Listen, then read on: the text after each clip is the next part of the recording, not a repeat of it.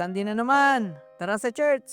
Bangon na dyan. Bihis-bihis na. Pero teka lang, bago mo ayusin ang sarili mo na pumunta sa church o mag-prepare na magsimba, o kaya naman bago mo isuot yung pinakabongga mong panglinggong damit, may tanong lang ako, mahal mo ba talaga ang church? Mahal mo ba talaga ang body of Christ?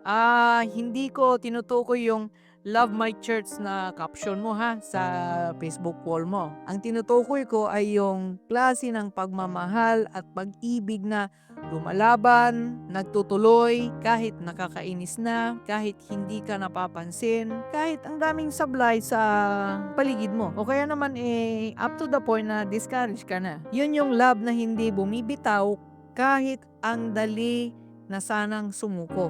Okay, reality check muna tayo. Ang church, the body of Christ, the bride of Christ, is messy. Yes, it's messy. Minsan, magulo ang sistema, minsan sablay ang mga leaders, may favoritism, may mga miscommunication, may mga unmet expectations. Parang hindi mo na nga nararamdaman ang presence ni Lord kasi puro na lang program at pressure. At minsan, let's be honest, tayo mismo ang problema. At kung hindi natin nga nakikita na tayo ay problema minsan, ay problema nga yan. Pero alam mo ba ang nakakaiyak na totoo? Heto, si Jesus alam lahat ng ito. Pero mahal pa rin niya ang bride at ibinigay niya ang buhay niya para dito. Ang sabi sa Ephesians 5:25 ay ganito, Christ loved the church and gave Himself up for her. Now, here's the hard truth. Paano mo masasabing mahal mo si Jesus kung ang bride niya ayaw mo?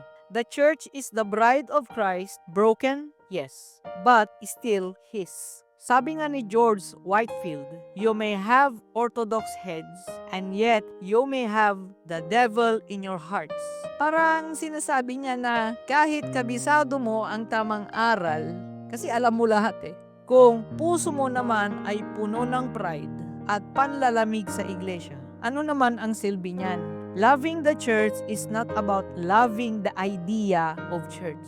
It's about loving the real church. Yung may ingay, yung may sablay, may taong paulit-ulit sa pagkakamali. Pero patuloy mong pinipiling mahalin, ipanalangin at paglingkuran sila. Alam mo yung hangarin mo na yung mga kulang ay pinupunuan mo. It's about choosing grace over grudge. It's about commitment over comfort and serving over sulking. Ano nga ba ang sinabi ng Colossians chapter 3 verse 13? Heto, bear with each other and forgive one another. Forgive as the Lord forgave you. Gusto natin ng perfect na church, which is lahat naman sumagi na sa atin yan, sa isip natin. Pero kung perfect ang hinahanap mo, sorry ka na lang. And sorry to say, you won't find one. Hintayin mo na lang na kunin ka ni Lord. Pero kung ang tanong mo ay, paano ako pwedeng maging bahagi ng solusyon? Aba, welcome na welcome ka kung may dala kang solusyon at hindi problema. Church isn't a place for perfect people. It's a home for broken people being perfected by God. And you know what else? You don't abandon family just because they make mistakes, just because they show weaknesses. You don't walk away from the bride of Christ just because she is struggling. Dahil ba may nakita kang kahinaan ng church ay iisipin mo lang maghanap ng better church, healthier church? O kaya naman ay may nakita kang kahinaan ng asawa mo mag-ahanap ka na rin ng better wife o better husband?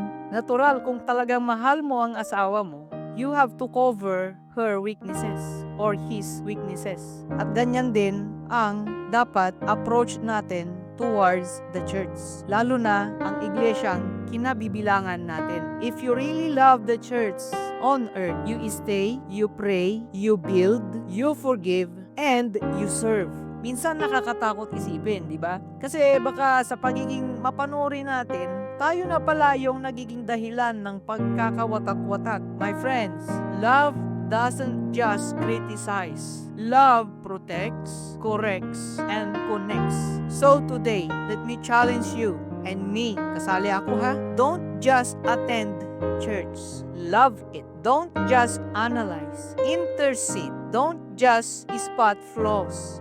Be the healing vessel. Don't just wait to be served. Instead, serve with joy. Uulitin ko, kahit magkabingihan na tayo, hindi perfect ang church.